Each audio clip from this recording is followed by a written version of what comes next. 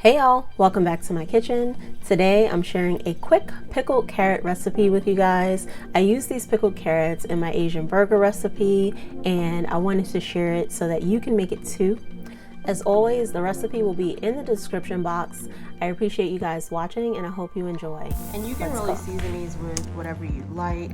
I'm just pouring in the apple cider vinegar up to about that 2-cup mark, and that should be ample to be able to get the flavoring started and to cover the carrots. So I'm just gonna add in my chilies so those can start to kind of constitute or reconstitute inside the seasoning.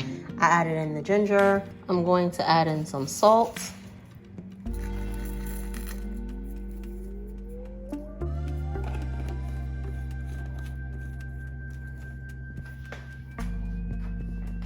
And then I'm gonna add in about a handful of peppers, and that probably was about a teaspoon or a teaspoon and a half, just to add in that peppery flavor.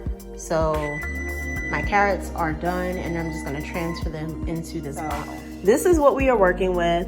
I made sure everything is covered in here and this looks amazing.